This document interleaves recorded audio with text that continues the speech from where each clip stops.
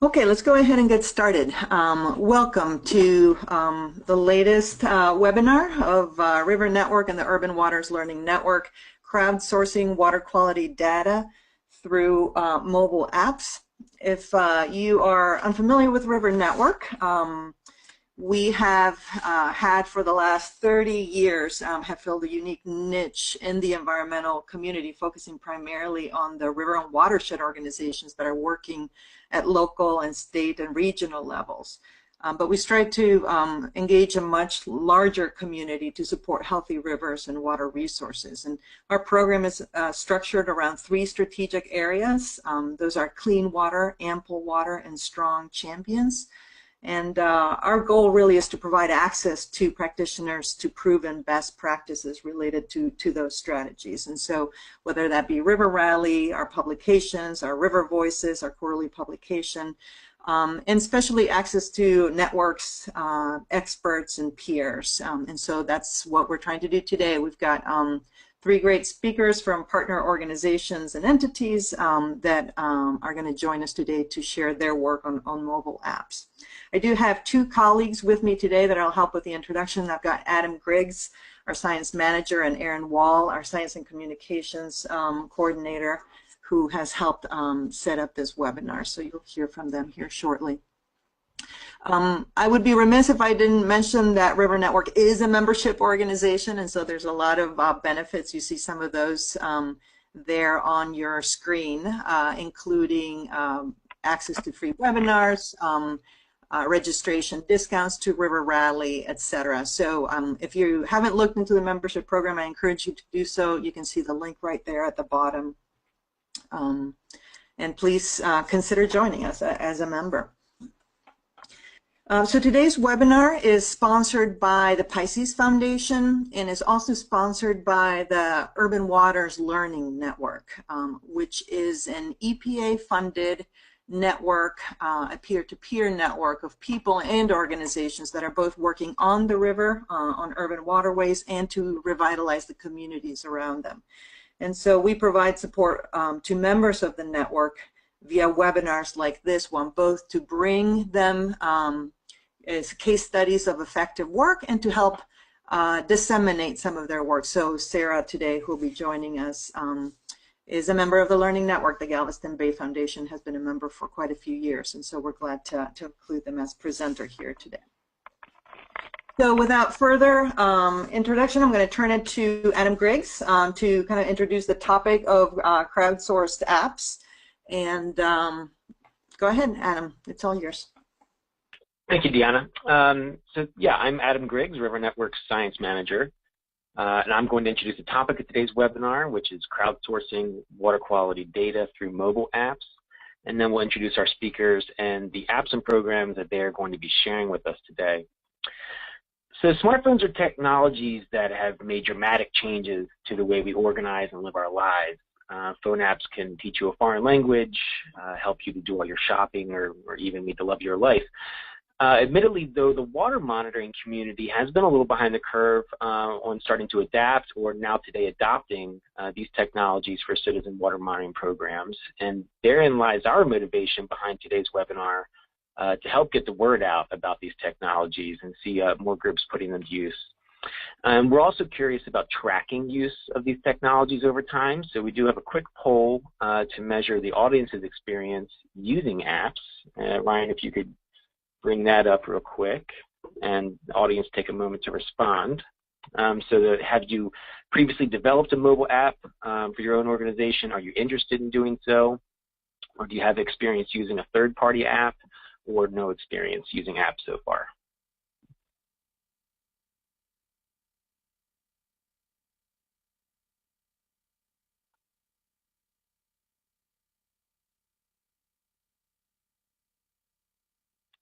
Looks like some poll questions, answers are coming in. We'll keep that open for a few minutes longer. Please do respond to that. And we are starting to see a nice variety of the types of phone apps that have been designed to support monitoring programs. There are now apps out there for helping you identify macroinvertebrates. There are geo-enabled apps that you can customize and enter monitoring data in the field. There are apps that now communicate directly with water quality sensors. There are citizen pollution reporting apps. There are apps designed to get information back to the public. And there are apps for contributing data to specific like national citizen science programs. So we're going to hear about 3 great examples today, but I will say if you want to learn more, please take the time to visit our science support pages where you'll find not only information on some of these apps, but other resources related to citizen water science. You'll notice some sections there are marked coming soon, but we're adding new resources pretty consistently.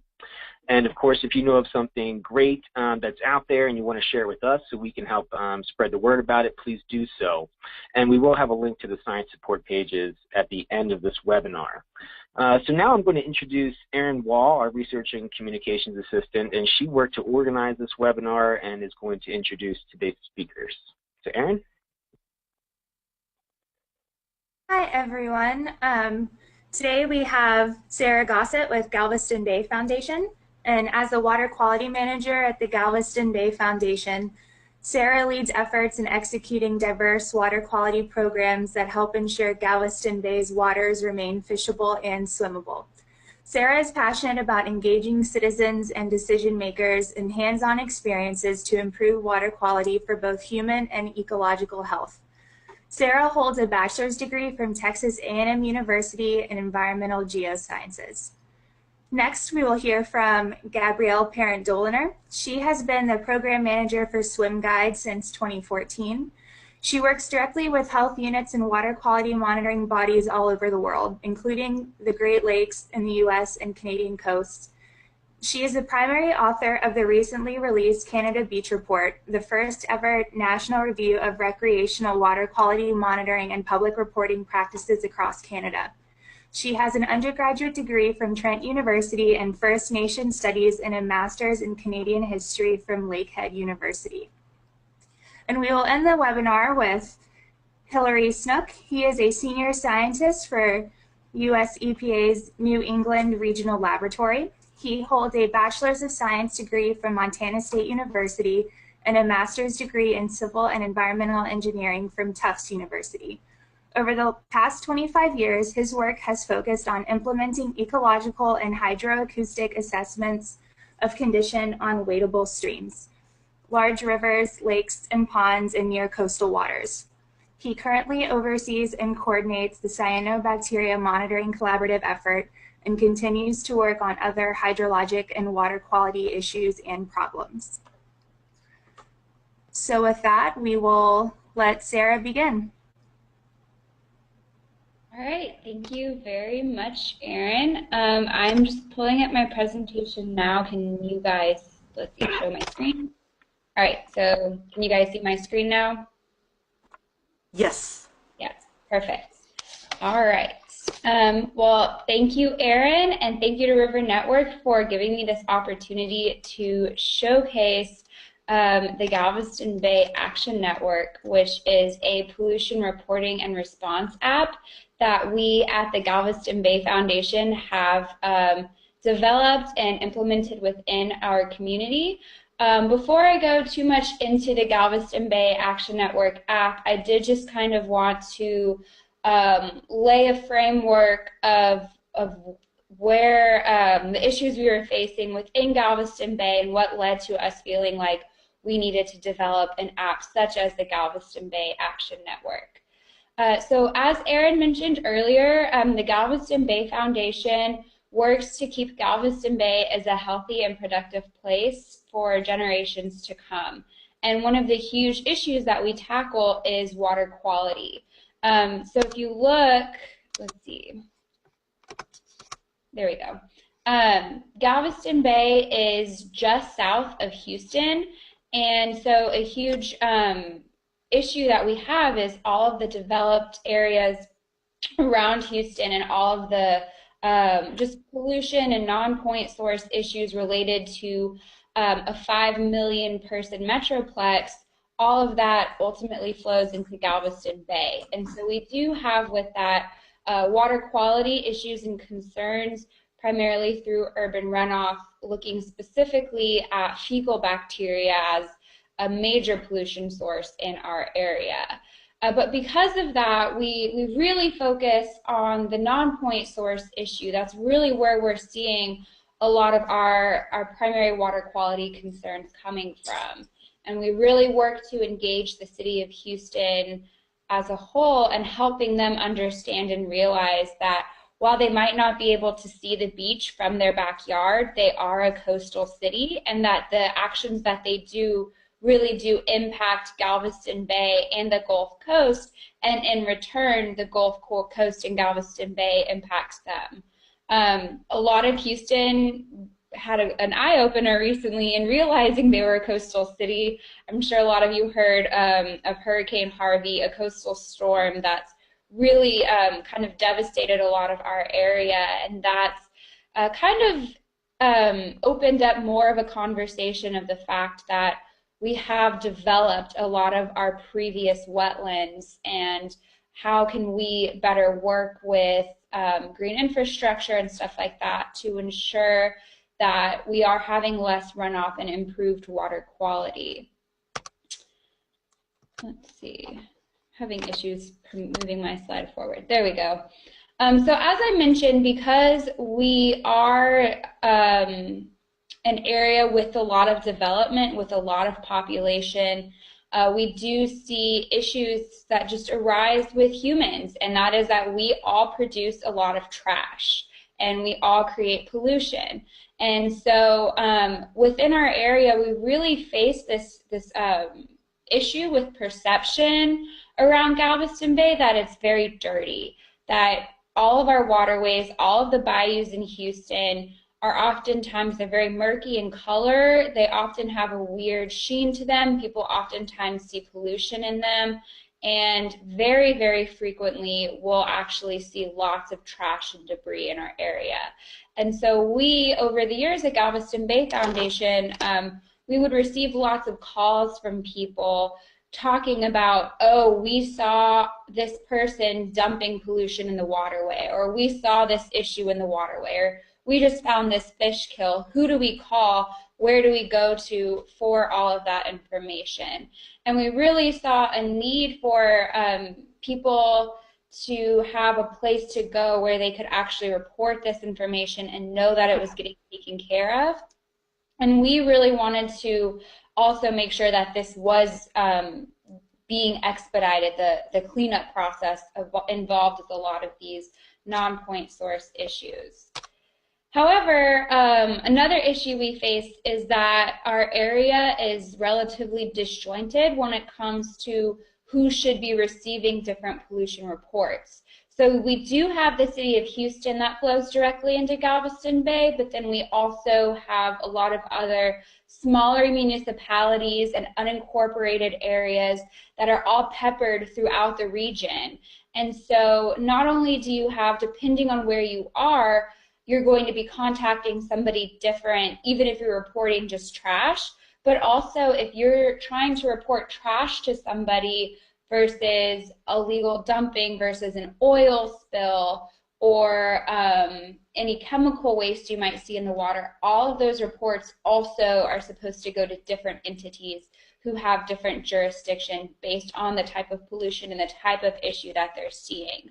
So we were getting a lot of feedback from the community that they kept on seeing all of these water quality concerns as well as just general pollution, and they felt powerless in being able to actually send that information somewhere that would make a difference. And so they would come to us, and then oftentimes we would have trouble figuring out where to go as well. So our first attempt at making this easier was creating this table that you see on this slide right here, which basically outlines, based on different types of pollutions in different areas, this is who you should call. But as you see, there's a lot of names, a lot of numbers, and there was still a lot missing on there. So we really didn't find that that was an easy way for people to actually be able to feel like they could report pollution. And people were still getting frustrated by this whole system, which was leading to them seeing pollution, wanting to report it, have good intentions, but not actually following through. So we really saw a need in our community for a one-stop shop that might make it really easy. You see pollution, you identify it as pollution, you know exactly this one place you can go to report that. And so we at Galveston Bay Foundation created the Galveston Bay Action Network, which, as I mentioned at the beginning, is a pollution reporting and response app that basically works in the entire Houston-Galveston region. And basically it, as a resident, you can just file a pollution report based on the type of pollution that you're seeing and the location that you're in, and that report is automatically sent to the proper authority based on those parameters. So you're not having to figure out who to call. You just go to this app that you've already downloaded, you click report pollution, and you file up a report and basically just say, I am looking at some chemicals that were dumped in this bayou at this location at this time. And you can also include a photo of what you're seeing, include your contact information, all of that.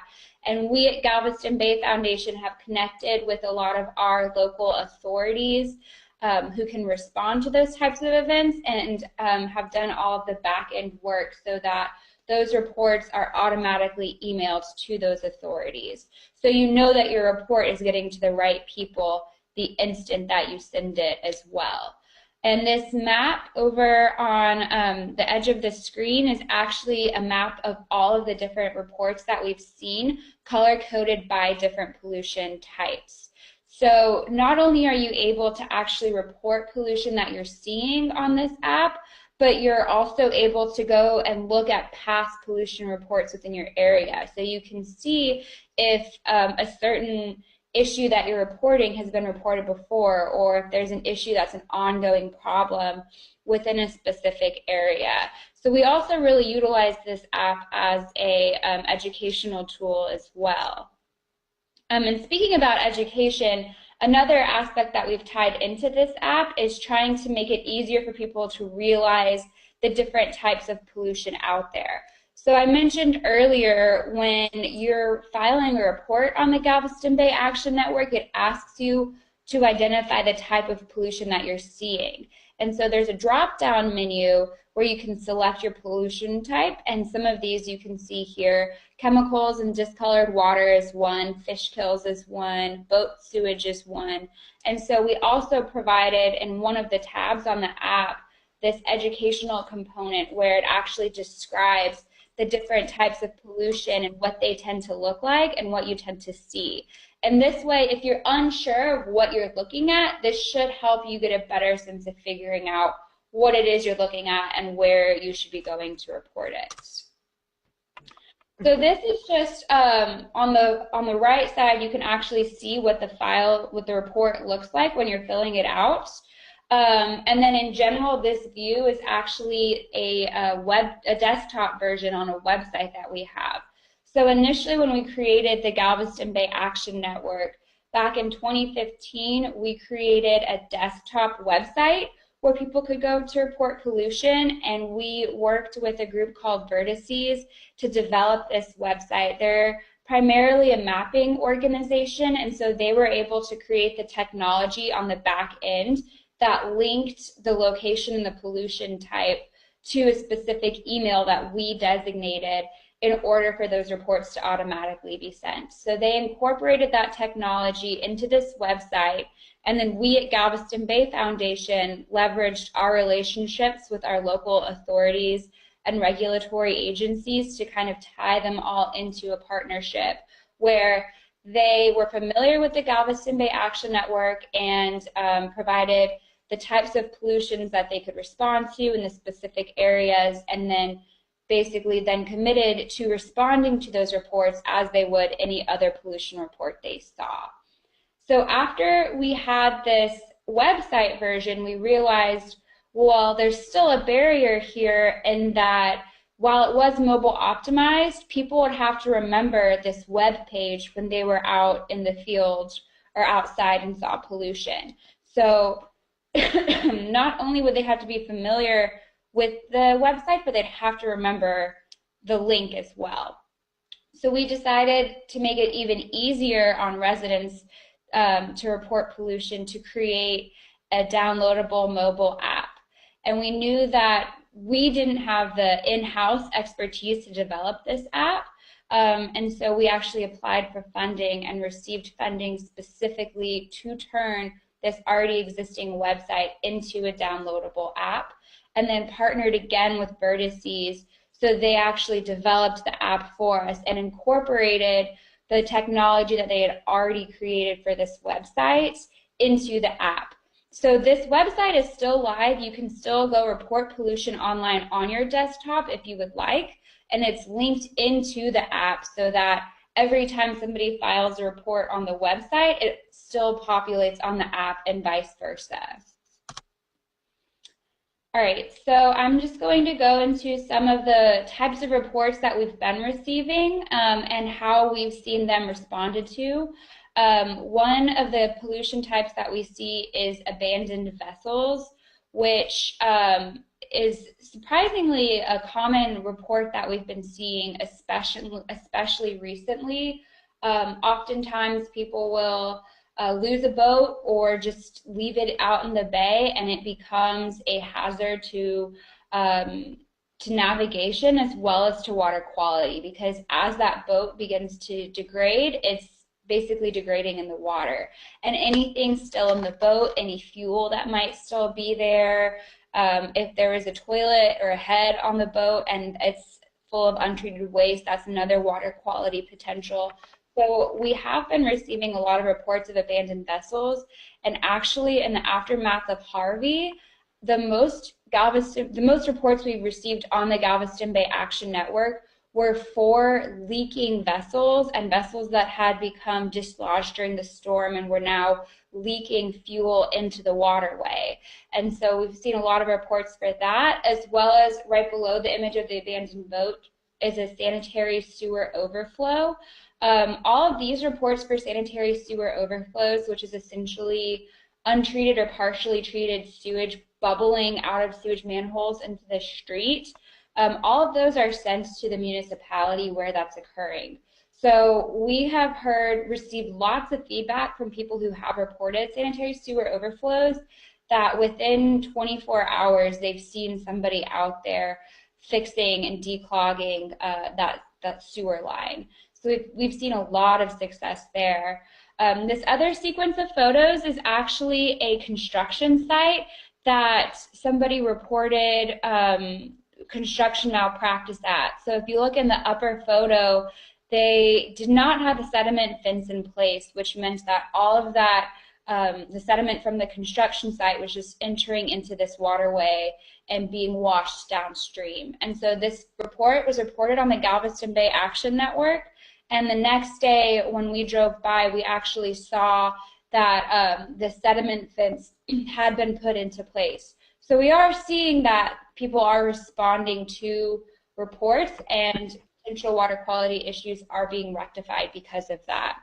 And then the last photo on the bottom here is actually a cement truck that somebody saw dumping their waste, their byproduct, into a drainage ditch in a neighborhood.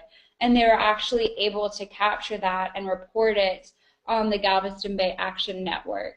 And we very much encourage people to report illegal dumping that we see. We actually had somebody this morning, file a report of a similar incident to this.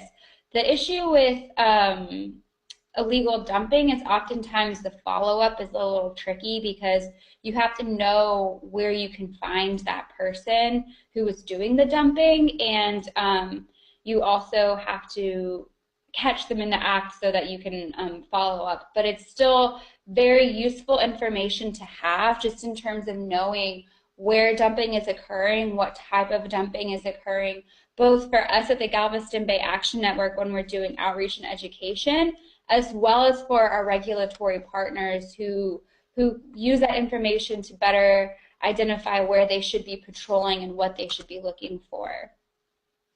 And then just a few other reports that we've been receiving. Both of these photos in the upper part of these slides are of various trash and debris areas. The one taken from a car is actually, somebody took this driving to work, and they said in their report that this trash pile had been there for weeks and kept on growing. And so they reported this on the Galveston Bay Action Network, and that trash pile was actually cleaned up that same week that the file or the report was filed. And this other incident of trash and debris was actually in a protected wetland. So that 2 series of photos, you can see a sign that says, "This is a protected wetland, please keep it safe." And then on the other side of the fence, all of this trash has accumulated over time. And this was actually right outside of a Sam's parking lot. And this report, I will say, the person who filed this actually had to file 2 reports, but after their second report was filed, the city actually went in and cleaned up the trash and debris that was reported there. But we've also seen the Galveston Bay Action Network to have some success on the water too, both in terms of people reporting illegal boat dumping as well as macerated boater sewage within marinas in our area. So we're able to better identify what marinas are facing issues with illegal dumping and where do we need to be focusing our outreach efforts around boater education and making sure that boaters are treating the bay well as well. And then finally, we also have a category for fish kills. So we've actually had several fish kill reports posted on the Galveston Bay Action Network, and many of these go to Texas Parks and Wildlife. And there have been a couple that were filed on Galveston Bay Action Network that TPWD was not aware of prior to the Galveston Bay Action Network posts. And so because of those, they were able to go to those sites and clean up all of the dead fish and do some more investigation into what the potential causes were. And then this is just a list of all of our partner agencies. We partner with people from the city level, the municipality level, and then we also partner with people on the county level as well as the state level. And actually this past week, we also just brought in another local nonprofit group that does a lot of trash cleanups and basically organized shoreline trash pickups around our area. So they've started to receive trash and debris reports, so they're more informed of where they should be focusing their cleanup efforts. And so I was just going to briefly go into some of the ways that we've really been trying to spread the word about the Galveston Bay Action Network, because this, while it's a potentially powerful tool, it's only as powerful as the people who know about it. So once we launched the app, we actually launched the app last spring, we created a large mass media campaign where we reached out to our local news stations and had several video segments on the news. We reached out to our local NPR station and did an interview with them. We worked with our local public radio or public television station to put an ad in there as well. So we did a lot of mass media campaigns just to try to get the word out there and get as many people to know about the app's existence as possible. And then we really tried to focus more on the one-on-one aspect as well. So going to presentations and outreach events and meeting people where they were within their community and really targeting communities within the entire city that maybe weren't already part of the Galveston Bay Foundation conversation, and using the Galveston Bay Action Network as a platform and a tool to encourage action within their communities and to empower them in a way to keep their communities clean and healthy as well. Galveston Bay Foundation also releases an annual report card that's basically a summary of the health of Galveston Bay, and so it looks at a lot of different parameters such as water quality, wildlife habitat, as well as pollution events. So this is a very good outreach platform that engages and educates the public, and so we've really partnered with our report card as using that as our educational component, and then using the Galveston Bay Action Network as here's an action that you can take to help improve the grade that our bay is receiving. So we've really started to use that as here's an action anybody can take. Even if you don't care about the health of Galveston Bay, people likely care about the health of their community. And so figuring out what each community's biggest needs are when it comes to trash and debris and pollution, and how we can best utilize all of those individual communities within an area as diverse as Houston to make sure that this app is working for them as well as for us. And that's all I have. I'm not sure if we have time for questions right now, but if there's one or two right now, I'd be happy to answer them.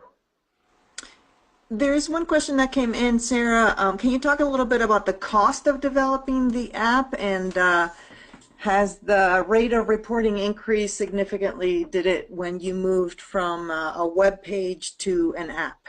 And in the meantime, we'll pull up the next presentation. Yep. So because we did not develop the app in-house, the grant that we received was it was around $100,000 for 3 years, but that included the development of the app as well as marketing of the app and continued maintenance of the app. So we worked with Vertices, and I believe the actual development of the app, I would say to budget at least $20,000, because in addition to the original cost of development, you also have the cost every year after that to maintain the app and update the app and everything like that. I will say that we did shop around when we were looking at developing the app, and Vertices was by far the best option, both in terms of the cheapest option as well as being able to incorporate all of the technology that we were looking for. And then it's about $2,000 a year after that to maintain the app as well. And we did, your question about seeing an increase in the amount of reports that we received, we've actually seen a 3 to 4 time increase in the number of reports that we've been receiving since we developed this app. And I think part of that is when we launched this app, we also increased our marketing efforts, and we had more funding for marketing specifically. But I've also actually had people come to me and say, you know, I knew that this existed before, but I never really used it or thought of using it, but I saw this issue happen, and I already had the app on my phone, so it was so easy to just use it and report it. And like, now that I've done it once, I'm really excited to continue to get to do it again.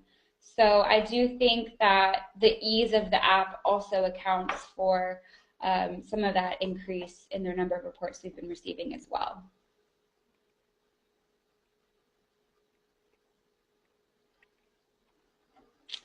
Any other questions? Not quite now.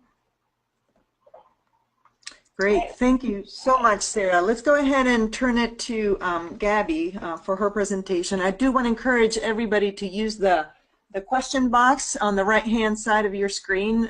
You'll see it next to the slides to go ahead and pose your questions. So with that, Gabby, you want to take it away? I see your slides are up. Okay, wonderful. Well, good afternoon, everyone. My name is Gabrielle Parent-Doliner, and I am the Program Manager for Swim Guide with Swim Drink Fish Canada. So you might know us by our Form 1 name. It was we used to be called Lake Ontario Waterkeeper, but we're now Swim Drink Fish Canada. Swim Drink Fish Canada is a Toronto-based not-for-profit with a vision of swimmable, drinkable, fishable water for everyone. And we build platforms to connect people to water. So Swim Guide is one of those platforms, and we launched Swim Guide in 2011 as a program, as one of our programs, and I've been the program manager since 2014.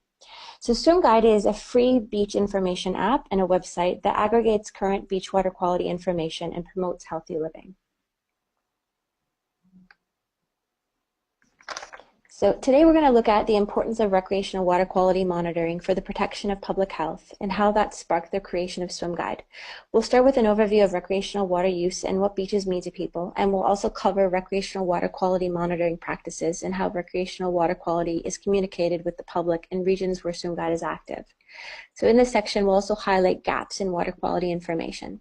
And finally, we'll look at our Swim Guide Affiliates program and the contributions that citizen science and independent monitoring are making to the protection of public health and the protection and restoration of the health of our favorite beaches and swimming spots. So one of the main reasons why people get sick from a swim at the beach or lake is because they were not aware of contamination or of the health risks of pollution poses. Swim Guide launched in 2011, and with the goal of making water quality information easily accessible for people that wanted to go swimming or surfing or paddling. We wanted to help people help protect public health with better information about water quality, and it's a really simple concept. We find test results from monitoring bodies, such as health units, and we publish them to our website and our smartphone app. So we have an iOS app as well as an Android app. Swim Guide spends thousands of hours each summer manually compiling water quality information from websites. So some of these are using legacy technologies, phone hotlines, spreadsheets, so that hundreds of thousands of people can access beach water information and find a clean and close place to swim. So we started with only Toronto's 11 beaches, and we've since grown to have more than 7,000 beaches in 5 countries, and we're actually about to launch in our 6th country. And this summer we hit our 1.5 million user milestone. So the most common question we receive at Swim Drink Fish Canada, and really the question responsible for their creation of Swim Guide, is it safe to swim? So before we had Swim Guide, there was Kristen Tully, and Kristen Tully is our VP. And she's the co-creator of Swim Guide, and she was basically the original model of Swim Guide. So she'd be answering phone calls and inquiries from the public about the water quality at Toronto's beaches. People were calling to ask, where can I go swimming? Is it safe to swim? They were asking about water quality. Will they get sick if they go in the water? So the stated primary purpose of water quality monitoring in Canada and the US and all over the world is to protect public health and safety from contaminated water. However, beachgoers face a number of limitations in answering that question, where can I swim? So either they can't find the data, they don't know where it is, they don't know where the information is, or it simply does not exist.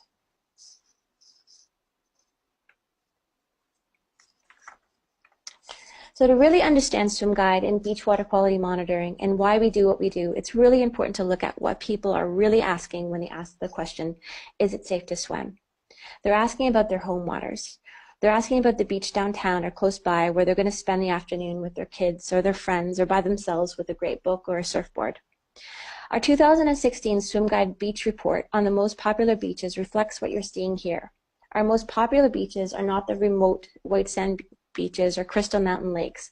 They are urban spots, literally downtown, because this is where people are, and these are the spots that are accessible, and they match the average person's time and financial limitations. Downtown Asheville in North Carolina, downtown Toronto at beaches impacted by 34 combined sewer outfalls. These are our beloved swim spots. So to say that beaches are important to people and a big part of people's lives is really an understatement. A day at the beach taps into, and time on the water taps into our personal values. Time with family and friends, escape, time in nature, and a form of freedom. About a year ago, Swim Drink Fish Canada and some of our partner organizations started recording people's stories about water. So since 2016, we've collected thousands of watermarks, stories about the connection people have to water and the impact it has on their lives. We're archiving these stories and perspectives and knowledge in the Watermark Project. After listening to voices from different lakes and different states and different traditions, we find there is one thing we all have in common. If water isn't clean enough to touch, nothing else you want is possible. Your business goals, your family goals, social aims, and environmental desires, nothing is possible if you can't even touch the ocean, the river, the lakes, and the streams in your community. So today, as we're talking about recreational water quality monitoring and Swim Guide, we're really talking about restoring and protecting what we value the most in life. Recreational water quality monitoring is all about letting people know whether their beach, their lake, their river, their swimming hole is clean enough for them and the people that they care about to touch and not get sick. So these are pictures of New York City and Chicago and Toronto at the turn of the century. These are kids swimming in the East River in New York in 1906. The photo at the top left, that's a marathon swim in Chicago River in 1911. And the top right, that's Toronto downtown Sunnyside Beach in 1912. To want and expect the water where you live to be swimmable is natural and it's nothing new. So when the water in our communities are not clean enough to touch, when you can't safely jump in or take your kids for a dip, these values are threatened and the quality of life diminishes. So this is what happened across Canada and the US, when by the mid-century, water pollution was so bad the public began to retreat from their communities and beaches and lakes and rivers. So I'm going to talk a little bit about water quality monitoring in the EPA and the Beach Act right now, so please bear with me. So the U.S. Federal Water Quality Pollution Control Act of 1948 was the first major U.S. law to address water pollution. The growing public awareness and concern for controlling water pollution led to sweeping amendments in 1972, and the law became commonly known as the Clean Water Act. So under the Clean Water Act of 1977, the administrator of the EPA was directed to develop and publish water quality criteria that accurately reflects the latest scientific knowledge and on the kind and extent of identifiable effects on health and welfare that might be expected from the presence of pollutants in any water body, including groundwater.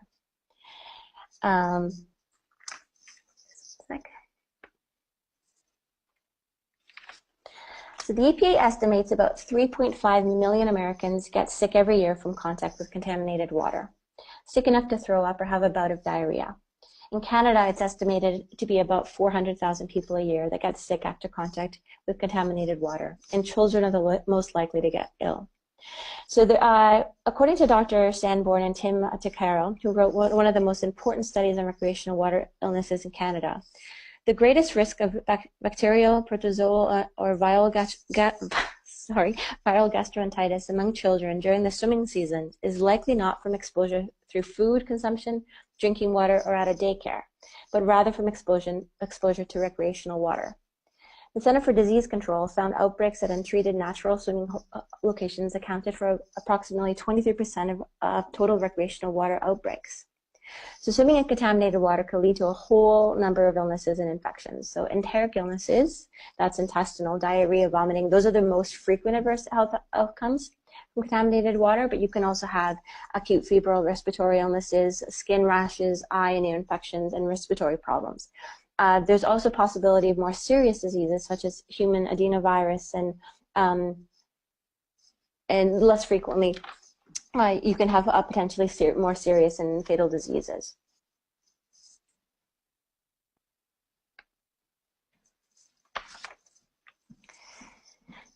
So we're going to look at this a little bit more at what's going on with rec water quality before I jump more into Swim Guide. But it's important to kind of have the background of rec water monitoring and where we get most of our data from and what it's based on. So on October of 2000, the Beach Environmental Assessment and Coastal Health Act, known as the Beach Act, was signed into law, amending the Clean Water Act. The Beach Act has required the EPA to develop performance criteria for testing, monitoring, and notifying public users of possible coastal recreation water problems. So following the Beach Act, the EPA expanded the focus of its efforts to improve the quality of coastal recreation waters and protect the health of beachgoers, which is fantastic. So in order to restore and protect recreational waters and protect the health of recreational water users, the EPA developed a set of federal recreational water quality criteria. So this criteria was meant to gauge the level of contamination in the water in order to understand the risk to human health. So currently, what the EPA is doing to address its Beach Act objectives are to reflect updated science, to incorporate recommendations from the 2012 recreational water quality criteria, encourage a more comprehensive approach to developing a tiered monitoring and notification system, and use internet and social media tools for beach notifications and information. So part of the EPA's effort included the creation of a list of coastal recreational beaches used by the public. So this list, which is required by the Beach Act, identifies waters that are subject to state beach water quality monitoring and public notification program consistent with the National Beach Guidance and required performance criteria for the Beach Act. Beach Act grant, sorry. The list includes about 6,000 beaches in 30 jurisdictions, 5 U.S. territories, and 3 tribes. So the Beach Act grants are awarded to eligible coastal and Great Lakes states, territories, and tribes to develop and implement beach monitoring and notification programs. So during each swimming season, state and local health and environmental protection agencies monitor the quality of water at coastal beaches on the EPA's list of national beaches. And when bacteria levels in the water are too high, these agencies notify the public by posting beach warnings or closing beaches. So the beach grants help local authorities monitor beach water quality and notify the public of conditions that may be unsafe for swimming. However, as I mentioned at the beginning of the presentation, in Canada and the US, beachgoers face a number of limitations in answering the question, where can I swim? So let's look at those limitations. So as I mentioned, in the US, of the 6,000 coastal beaches on the EPA's list of national beaches, only about 3,500 are actually monitored. That's a little over half. And these 30 jurisdictions, 5 territories, and 3 tribes that are eligible for EPA's Beach Act grants if their monitoring programs follow one of the 2 recommendations put forth by the EPA's 2012 recreational water quality criteria. But these programs are limited to coastal waters, so the Atlantic, Pacific, Gulf of Mexico, and to the Great Lakes coasts. So the Beach Act defines coastal recreation waters as the Great Lakes and marine coastal waters, including coastal estuaries, that states, territories, and tribes designated in their water quality standards used for swimming, boating, surfing, and similar water contact activities. That means that 21 states are not actually eligible for Beach Act grants because their recreational water bodies are not defined as coastal. And moreover, inland lakes, streams, and other non-coastal recreational waters that are also not eligible for Beach Act grants. So in short, there are an uncountable number of recreational water bodies across the US that are not monitored. And in Canada, monitoring recreational water quality at marine, lake, and river beaches is not uniform at all across the country. Nor are monitoring practices, including reporting of test results to the public, uniform across municipalities within provinces and territories. So factors influencing recreational water quality monitoring include geography, climate, funding, as well as local priorities.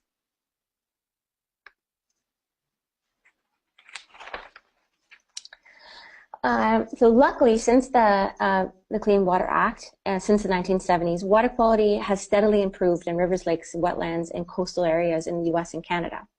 However, today, sewage pollution is the main culprit of water quality contamination and the leading cause of recreational water quality illnesses. Approximately 200 billion liters of untreated sewage are dumped in Canadian waters every year, and sources of sewage pollution include sewage discharges from wastewater treatment plants, combined sewer overflows, septic malfunctions, and stormwater. And according to long-term studies by the NRDC, sewage and stormwater runoff are the biggest source of contamination in recreational water and the cause of most recreational water illnesses in the US. Sewage and stormwater contain many things that can make people sick, including disease-causing pathogens, pharmaceuticals, heavy metals, and chemicals and plastics. However, it's really expensive to test and difficult to analyze all the things that could be found in sewage and stormwater. Testing needs to be done frequently and rapidly in order to be efficient in identifying the problems and therefore warn people about the risk.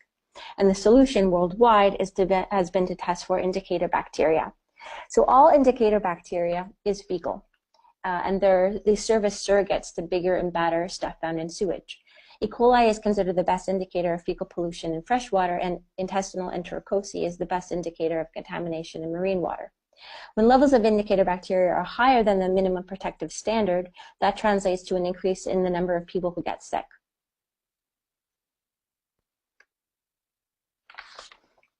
So at Swim, Drink, Fish Canada, our citizen science programs were all born out of the question, what can I do to help? So this is a similar beginning to citizen science monitoring programs run by our Swim Guide affiliates. Crowdsourcing is based on the premise of citizen science, and while the term citizen science is newly coined, the involvement of the public in scientific research and data collection is definitely not. Governments, research bodies, and schools frequently call on the public to test new technologies, collect data on everything from endangered animals and invasive species to new stars and planets, and participate in scientific studies and projects in all fields. Citizens are also instigators of science projects and programs in all disciplines. Citizen science projects tend to have in common a goal of addressing a problem that people are worried about, like their favorite water body. It's no surprise to us that citizen science is the core component of water quality monitoring programs around the world. And while water quality monitoring programs that call on citizen scientists are commonplace, what keeps them going are personal relationships people have with their watershed. So water quality monitoring helps address concerns people have for the waters to which they have a connection.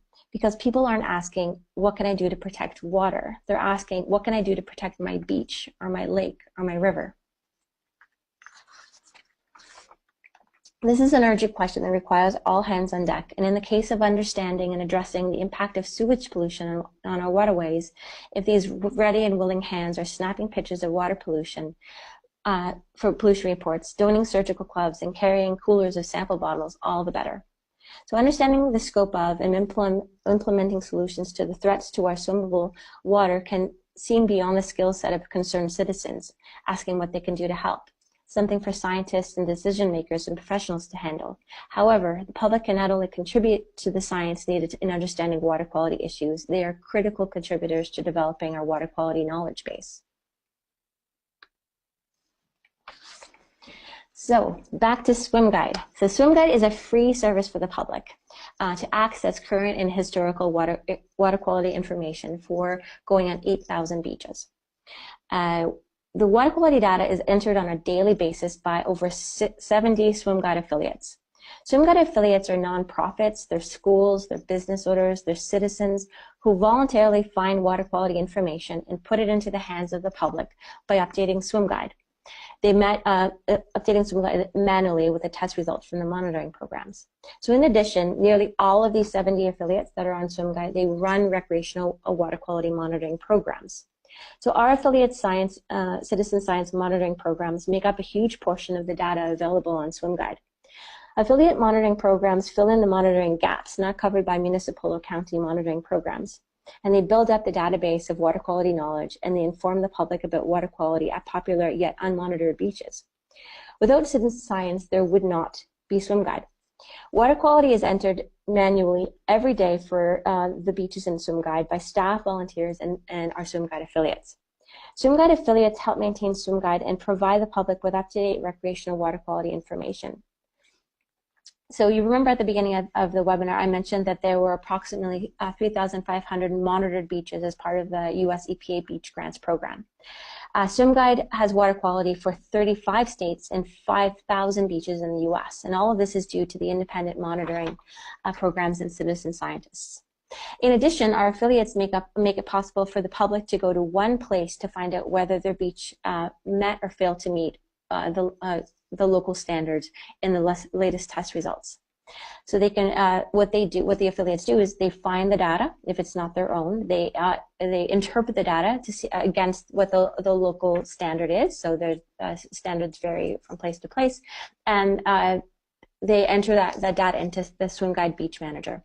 And then this becomes available to the public. The public can see both the latest current test results as well as go back in time to see how that beach has done for the last month, year, week, quarters.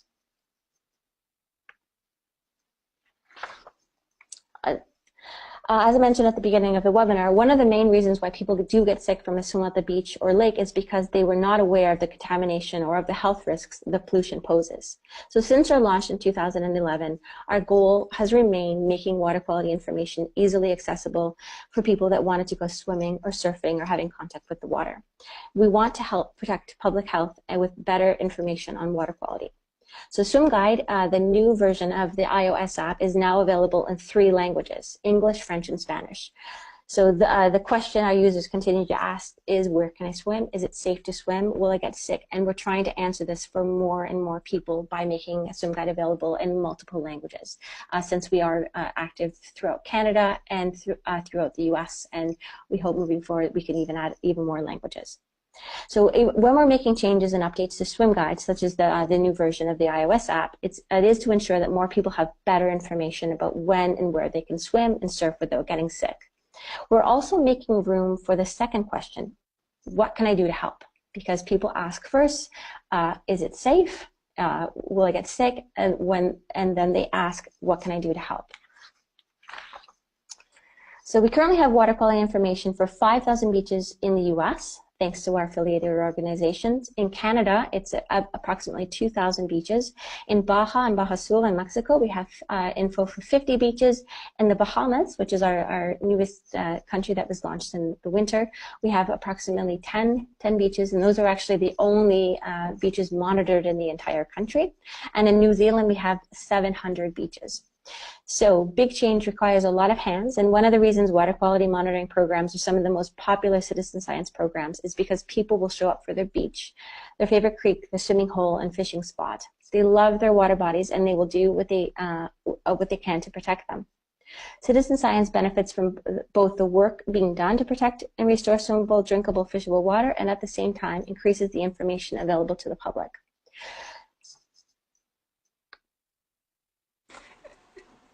Gabby, there's a question that came in. I'm wondering if we might pose it, because I think it relates to what you're talking about here. Sue is posing a question. She's on the board of a small organization in Tennessee. And I guess the question is related to becoming an affiliate. Is this an app that a group that's doing monitoring already can use to input their data? Can they pull it back out? And is there a cost associated with that? Is this limited to water keepers, for example? Oh, no, not at all. And Sue's timing is perfect because this is my last slide, and I'm going to speak specifically about the affiliates program. So this is actually right here are all the logos of our current affiliates. We had actually started with the Waterkeeper Alliance members because we ourselves were a member of the Alliance, but we've since grown to include as all kinds of different organizations. We started with, it was not-for-profits. There were running monitoring programs, but our affiliates include schools. We were working with businesses now, and if you can see this smiling guy down here, that's Sean Mosey. That's actually our first just individual citizen that took it upon himself to come onto Swim Guide, get an account, and start doing updates by looking at the test results. He's actually in the Peterborough area, the Kawartha Lakes area. He goes and checks test results from the monitoring body there and makes sure that they're all up to date for the public. So there's, I mentioned at the beginning that Swim Guide is free for the public. It's also free and no costs for any affiliate that wants to join. They go through, a training program. They get their own account. They create the sites that they're monitoring themselves or that are already being monitored by their local water body. And then we've made it very fast, so people are only spending a couple of minutes doing the updates.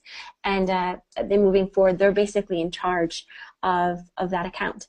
And what we've seen, and that's what I'm getting to now, is that while we have all of these great affiliates that were really trying to do what they could to make water quality information more accessible to the public, and which is why most of them have joined Swim Guide. They're all getting the same question we get: where can I swim? Is it safe to swim?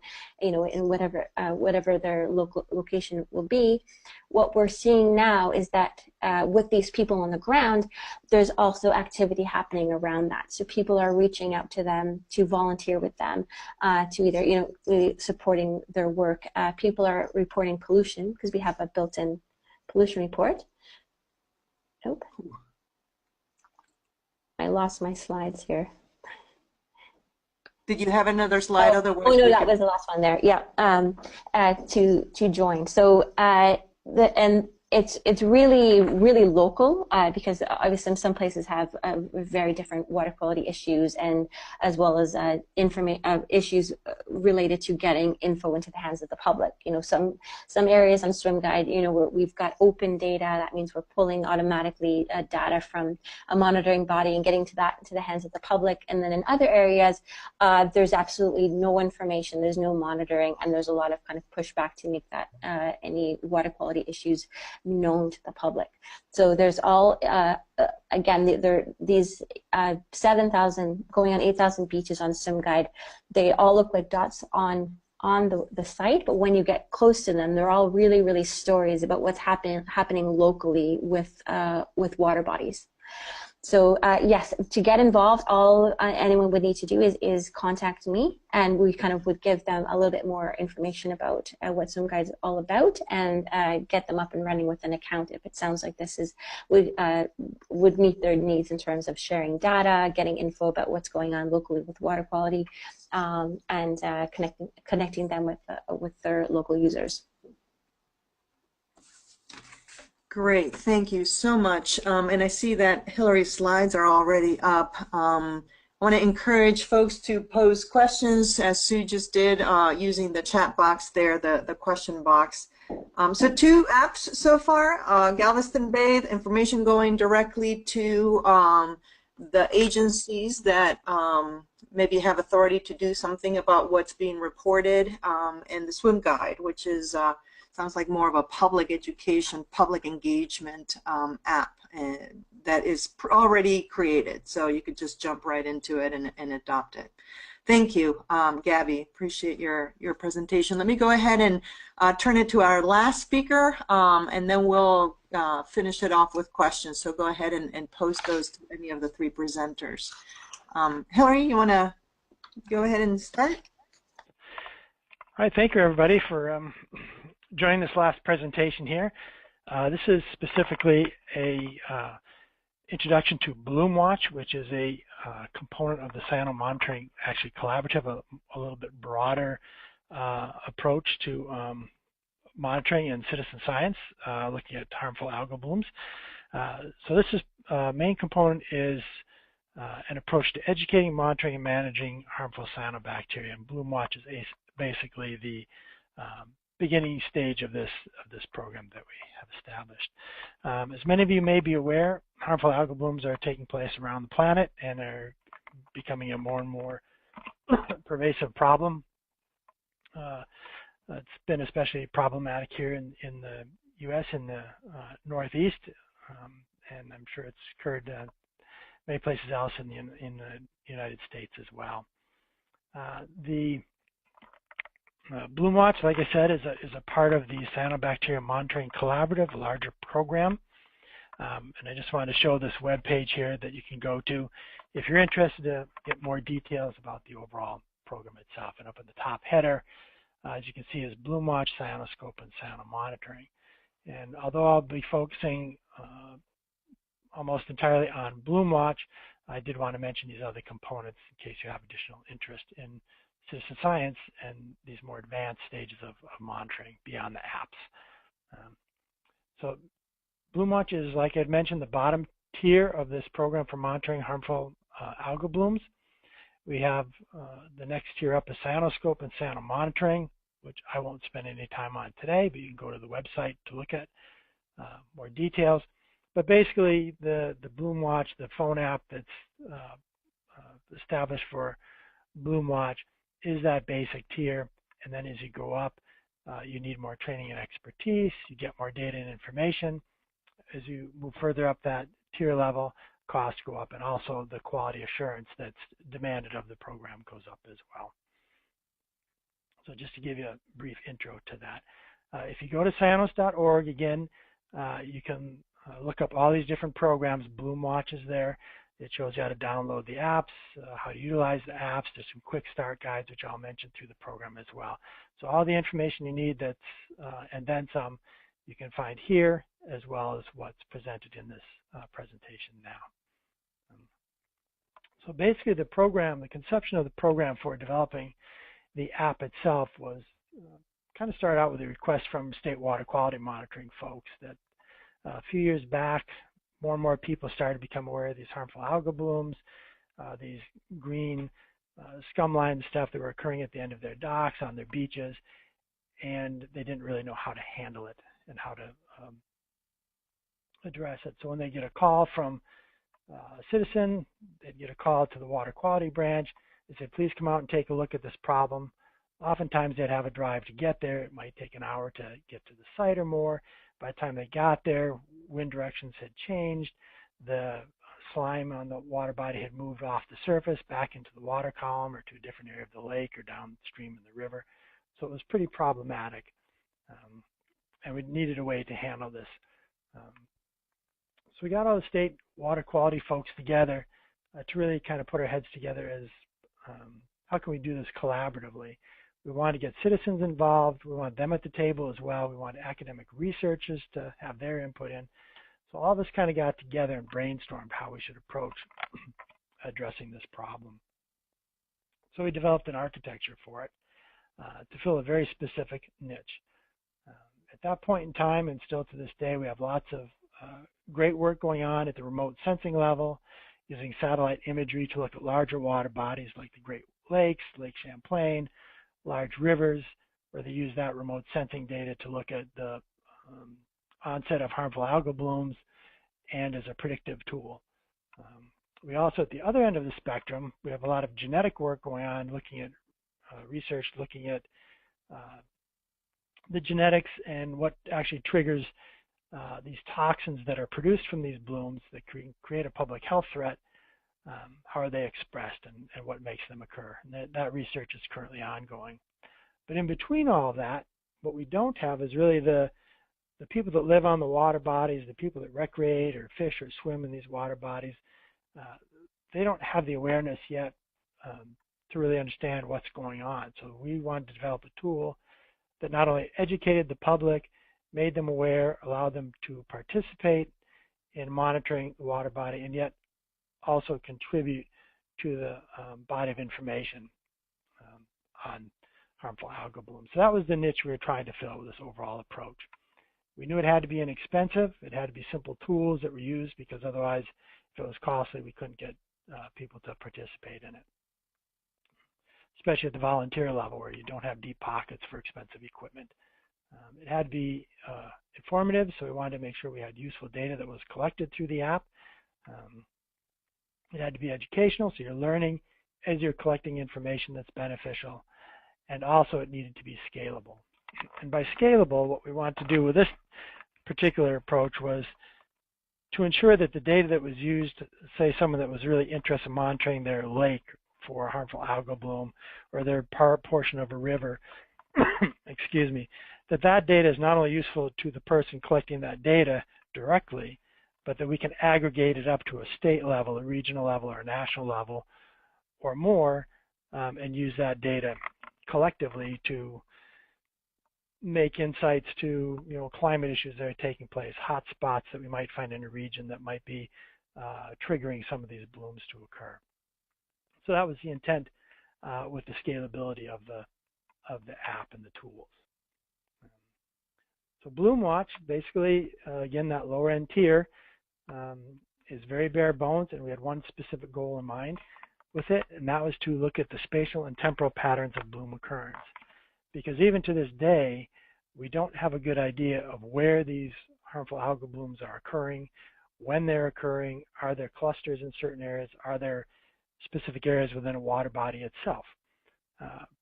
So very simple. It was a bare bones approach, mainly emphasizing the educational, public awareness end of it.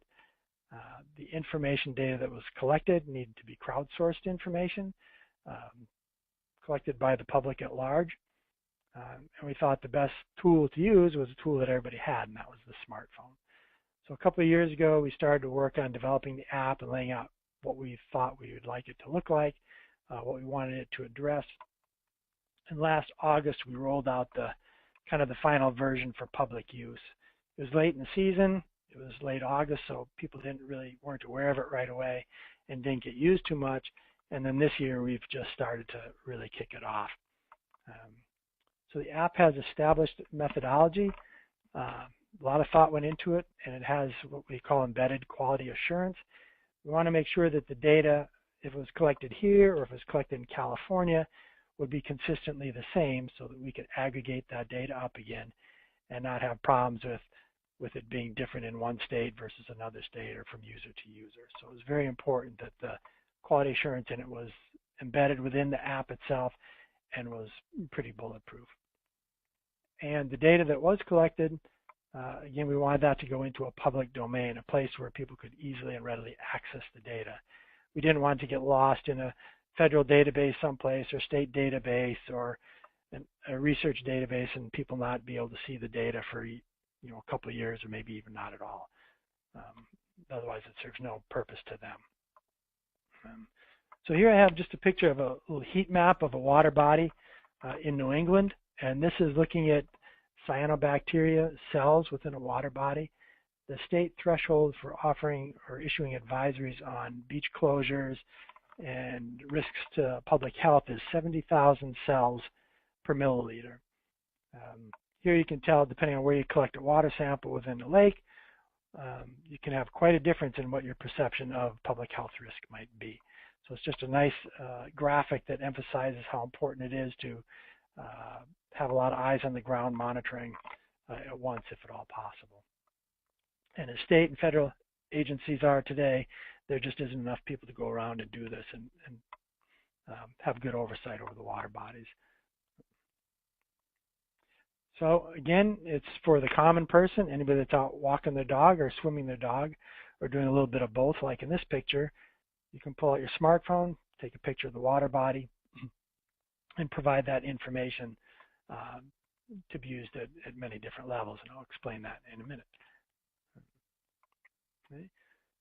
Bloomwatch, I just wanted to put this up. This is a page within the web page cyanos.org. If you go there, you'll see the Bloomwatch app, project overview on it, how it works, data and results, and then ways to get more involved. So it's a good go-to place to get all the information you need on the app itself.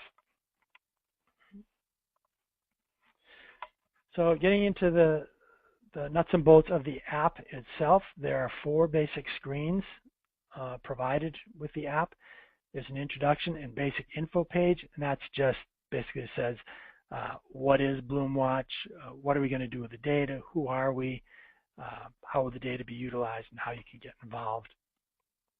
Next screen is lake conditions and bloom size, which I'll go into in a minute, photos, and then it's a data submittal page.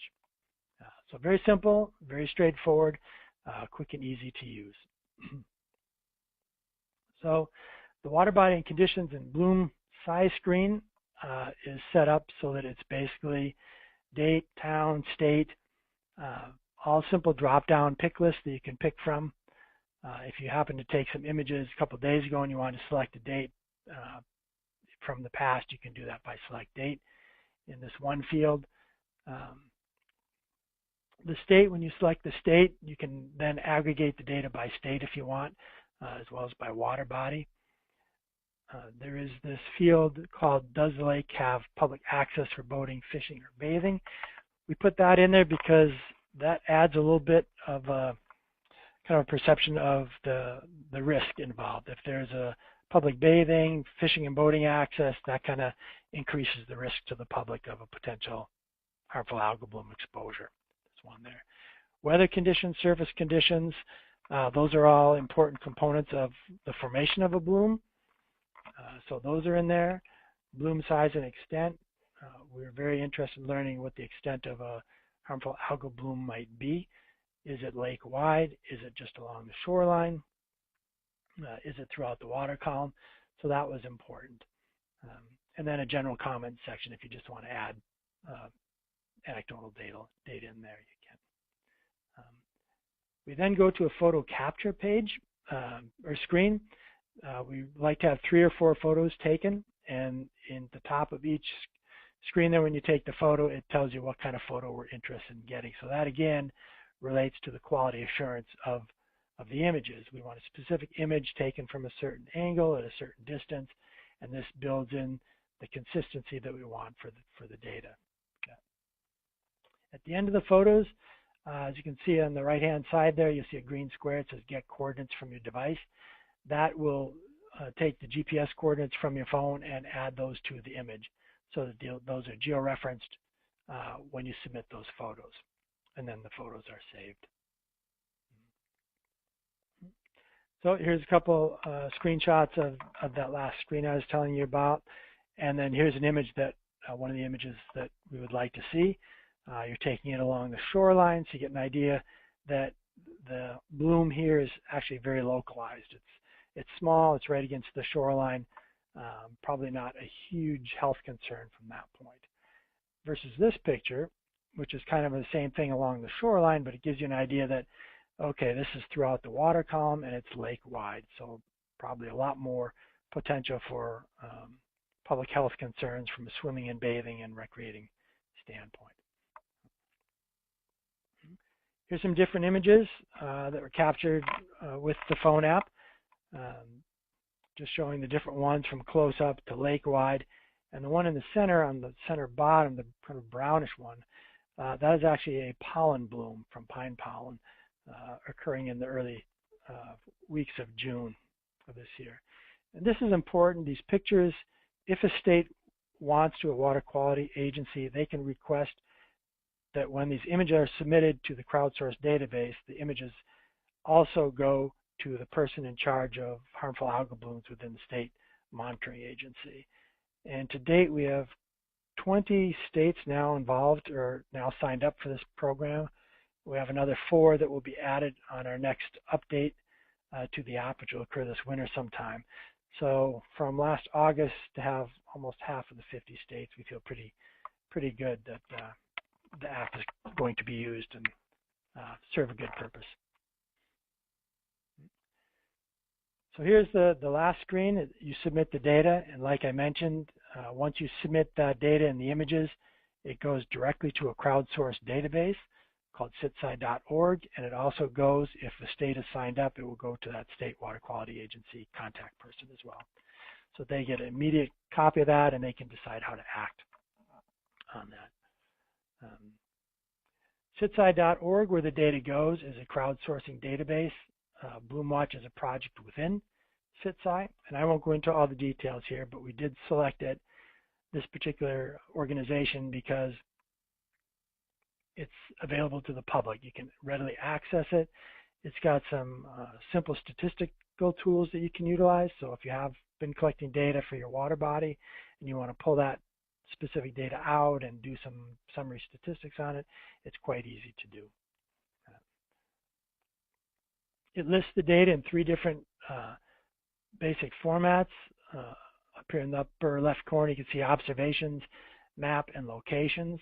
So when you go to observations, when you've taken those images, it lists the date that those images were taken, the location, the coordinates, and then you have a view of those images that you took. You can also look at it via a georeferenced map. Here's just an example of what we have across the country to date. So you can look at that way, click on a dot, and then it'll give you the information for that location as well. And this is just a page, the Bloomwatch page that you've seen before, but I want you to look up just underneath the Bloomwatch, and you can see as of now we have 124 people subscribed to Bloomwatch. Not many observations yet. I think that's coming, but it's a little slow right now. And then about 360 measurements to date. So you can keep track. We have provided quick start guides. These are on our web page, so the person can go there as well as the information that's actually in the Bloomwatch on the web page. You can print off, download these quick start guides if you wanted to hand them out to your volunteers, or people just want them there for their own personal reference in the field. They could easily print these off. So other tools that you can use to get you up and running very quickly. This is a blog page on the web page as well, and this is our quality assurance project plan. As a federal agency, if you use any federal funding at all, you need to have a quality assurance project plan that lays out all the details of your funded program. So Bloomwatch is in this. All 3 tiers of the program, which you saw earlier, the Cyanoscope and Cyanomonitoring, are in here as well.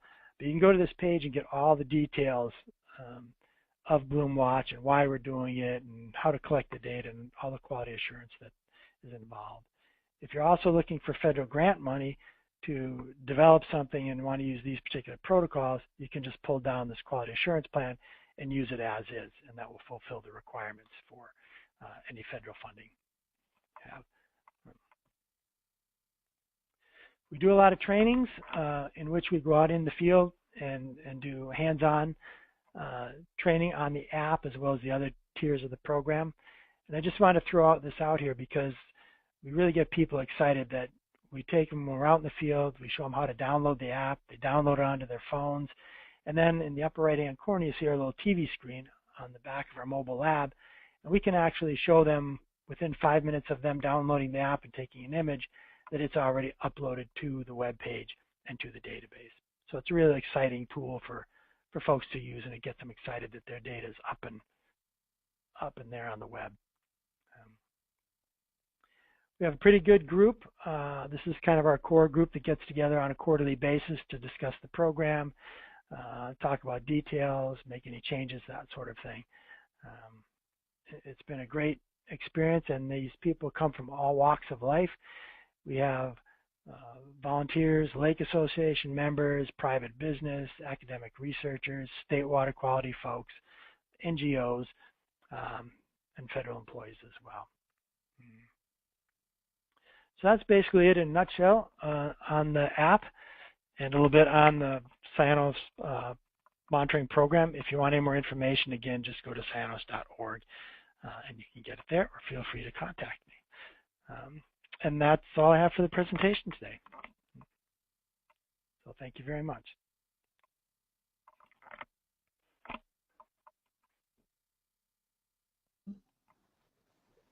Thank you, Hillary, for the presentation. You mentioned that the program is expanding to 24 states. If there's a nonprofit that is outside of those 24 states, is there anything, what are some of the barriers to further expansion? Is there anything they can do to bring it to their own state? Is that something they just advocate with their own water quality agency? What does that look like? If I understand the question, you're asking how maybe a volunteer program or a water association might be able to advocate for the states using this program? Well, for the app to be applicable in their state, if they're not already in the 24 states where it's active. Oh, the 24 states is just, those are for state water quality programs that want to utilize it. So your state EPA, so to speak, would have to sign up. So they get a direct link when an image is taken. It goes directly to that point contact person. But anybody can use any part of this program anytime they want. We've had people call us from France and Italy and Great Britain and South America to utilize some of the stuff. So it's readily available. All you have to do is download it. Oh, so you're saying that it can be used even outside of those 24 states? Somebody say, I noticed North Carolina was not on that list. So can somebody from North Carolina use the app to report a bloom in their own local waterway? Yes, absolutely. Anybody can use it anywhere on the planet. And when you go to that database, you're going to see your locale. It's going to pop up and your data is going to be there. So you can just use that specific data in your area for your own needs, and it will also contribute to the greater, the larger collaborative. So yep, it's open to whoever wants to use it. There's no fee for the app or anything like that, and it's all open. All right, and the last question, is the information being made available to any public health departments or state public health agencies, or is it primarily water quality folks? Well, it can be made, it's just going to, right now, just to the state water quality folks as far as a direct notification. But if anybody wanted to go to that citsci.org webpage and just say, what's happening in my state? Do I have any pings that are there? Do I notice any images that have popped up? They could go there and look at that themselves and see the data immediately. So it's open to whoever wants to look at it. There's no barriers there. Great. All right. Well, thank you again for your presentation. I want to, again, this is Deanna Toledo with River Network. I want to take a second here to thank all of our presenters, Sarah from Galveston Bay Foundation, Gabrielle from Lake Ontario Waterkeeper, and here Hillary from US EPA. Let me go ahead and a couple of announcements before we close up the webinar room. We have an upcoming webinar on anti-littering coming up on September 26th at this same time, so please be on the lookout for that and register on River Network's website. River Rally is coming up, and I know there is a whole theme around Rally at River Rally on science and technology, where we might hear about other apps. So if your organization is involved in deploying an app or designing an app, please consider submitting a proposal, which is due on October 1st under that theme of science and technology. We do have that additional resource page on mobile apps that Adam spoke about earlier, so take a look at that. Scroll down to science support under that website, Our Work and Clean Water. And we'd be very interested in it if you'll be getting an email here shortly and we'll be following up with a link to today's recording. But in your evaluation, if you're interested in connecting with others that are either using apps or designing apps and including it in their water quality work, let us know. We would love to promote any peer networking that can happen around this topic, which I think over time we're going to see a lot more organizations either jump on the bandwagon of existing apps like Bloomwatch or the Swim Guide, or develop their own like the Galveston Bay Foundation has done. So let us know if you'd like to connect with others around that topic, and we'd love to facilitate those conversations. So again, thank you for joining us today. We appreciate your time and look forward to seeing many of you at future webinars. Have a great day.